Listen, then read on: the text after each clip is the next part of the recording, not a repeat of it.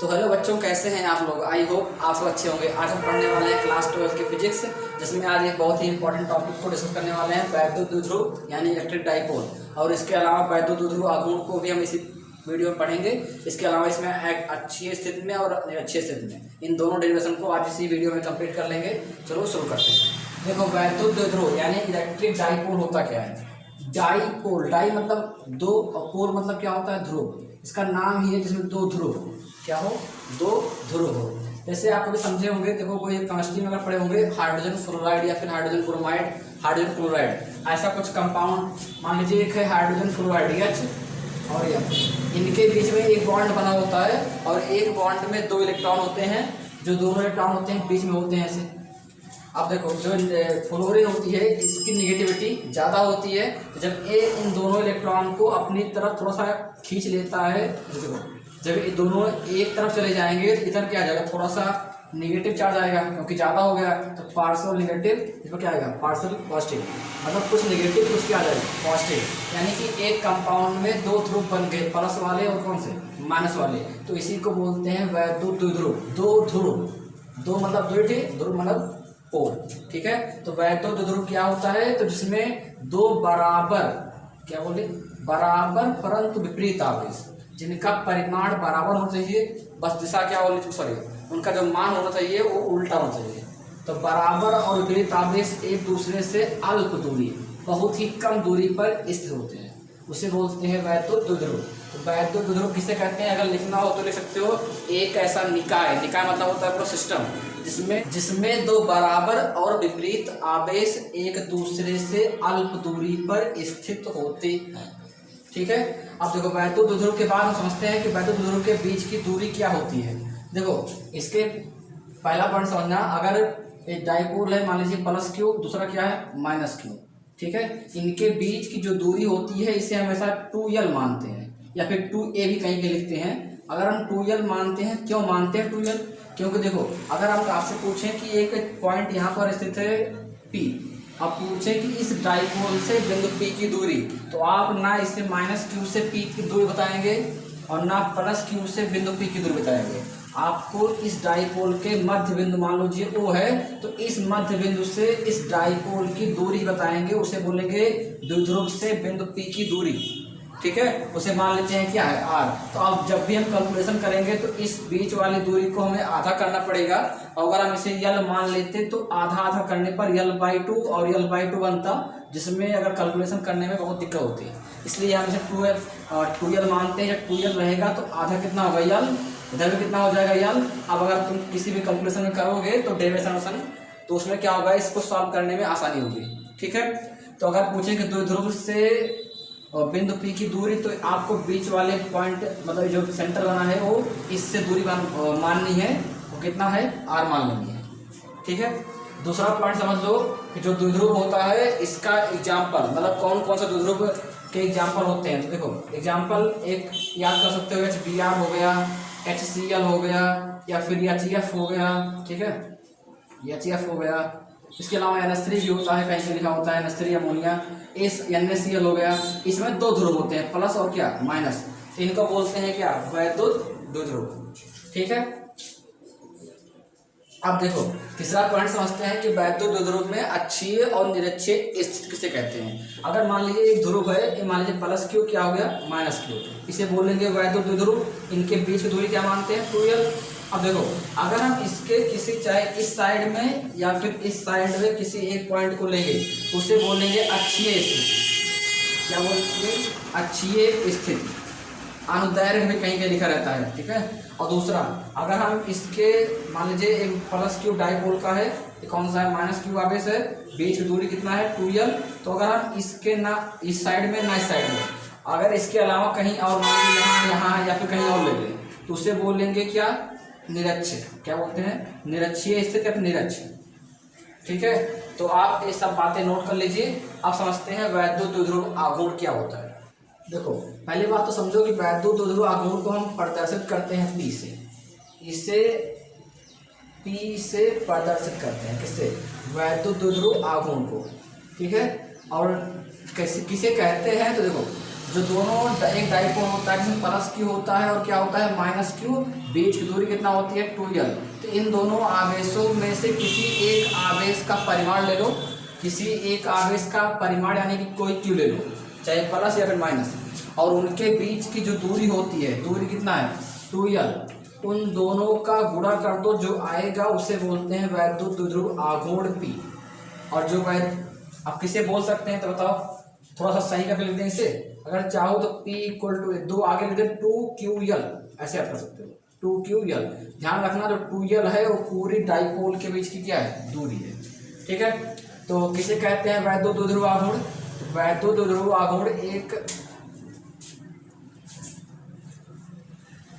दोनों आवेशों में से किसी एक आवेश, फिर सुन लो, वैद्युत द्विध्रुव आघूर्ण किसे कहते हैं? तो दोनों आवेशों में से किसी एक आवेश का परिमाण तथा दोनों आवेशों के बीच की दूरी, या फिर बोल सकते हो दो ध्रुव के बीच की दूरी के गुणनफल को वैद्युत द्विध्रुव आघूर्ण कहते हैं। और इसके बाद अगर आप पूछें कि कौन सी राशि है, तो वैद्युत द्विध्रुव आघूर्ण एक सदिश राशि है। सदिश यानी कि इसमें दिशा होगी, सदिश राशि है। अब अगर सदिश राशि है तो दिशा किधर होगी? देखो समझो, अगर मान लीजिए हम किसी परीक्षण आवेश, हमें पता है धन परीक्षण आवेश हमेशा पॉजिटिव ही होता है, तो अगर मान लीजिए यहाँ पर ला के किसी Q0 को रख दिए तो अब इस पर बल कहाँ लगेगा, मतलब वैद्युत क्षेत्र आपको पता होना चाहिए, अगर ध्यान हो तो समझ लो फिर से।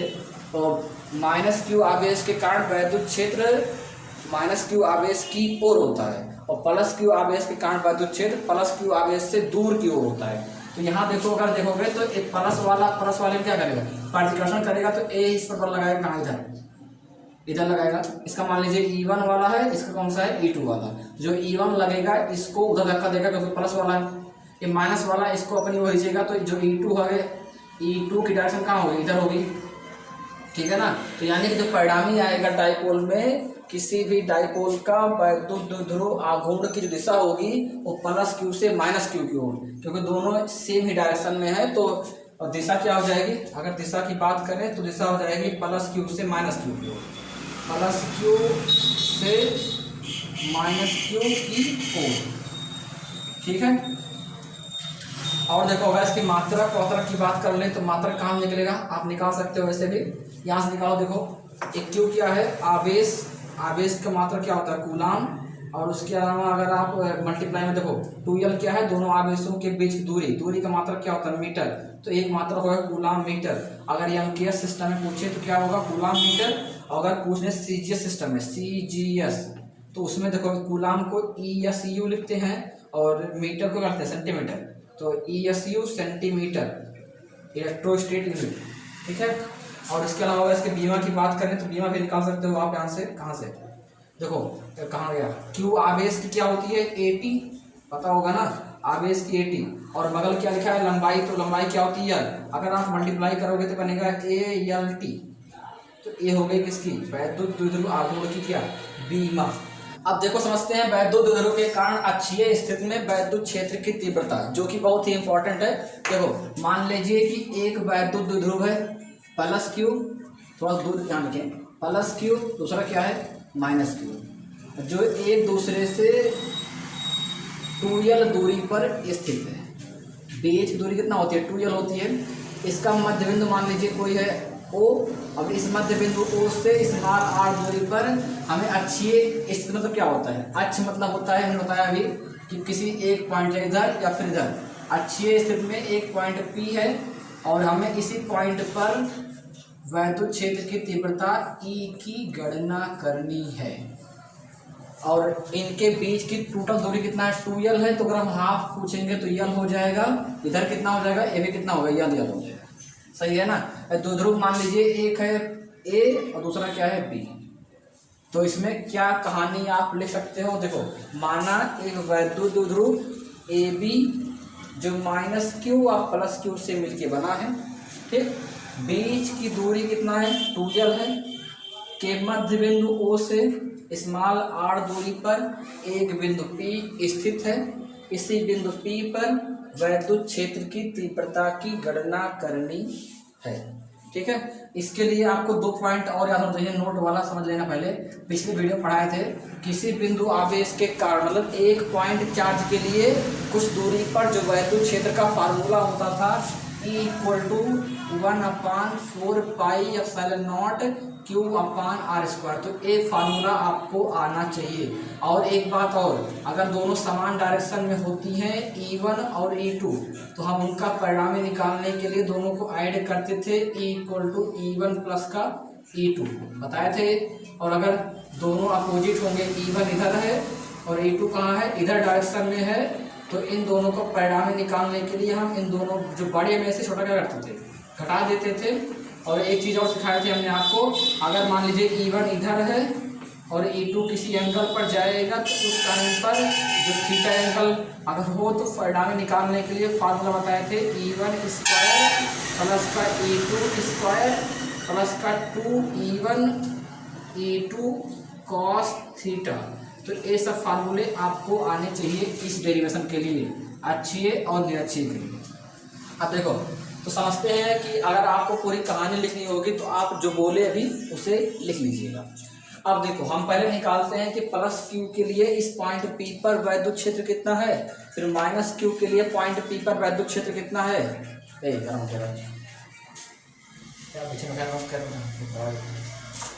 देखो, अब देखो प्लस Q के लिए बिंदु P पर वैद्युत क्षेत्र की तीव्रता अगर हम निकालना चाहें तो कितना आएगा, प्लस Q के लिए बिंदु P पर वैद्युत क्षेत्र, बिंदु P पर वैद्युत क्षेत्र की तीव्रता, वैद्युत क्षेत्र की अगर तीव्रता हम आपसे पूछें तो कितना आएगी। देखो फार्मूला हमें बताया E = इतना पूरा लगेगा।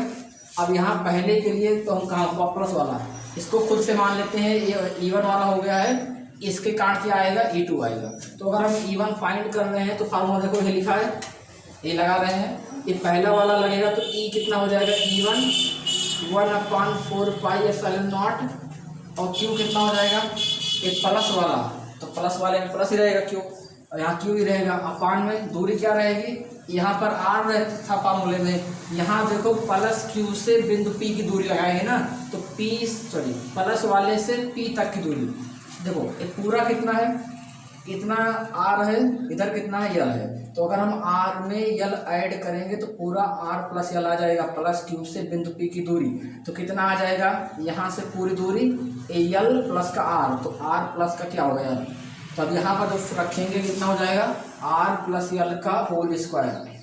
ठीक है। अब इस तरीके से अगर निकालना चाहें कि माइनस Q के कारण, माइनस Q के लिए बिंदु P पर वैद्युत क्षेत्र की तीव्रता, वैद्युत क्षेत्र की तीव्रता तो कितना आएगी। देखो यहाँ पर फार्मूला लगेगा वही वाला, फिर से यहाँ पर E मान लो E2 है तो 1/4 पाई एप्सिलॉन नॉट, यहाँ पर Q क्या है, माइनस Q है प्लस Q।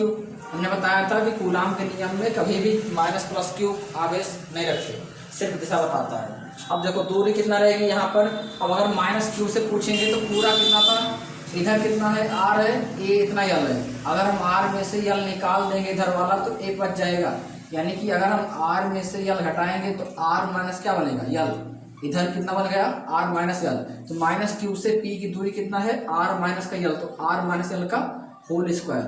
ठीक है।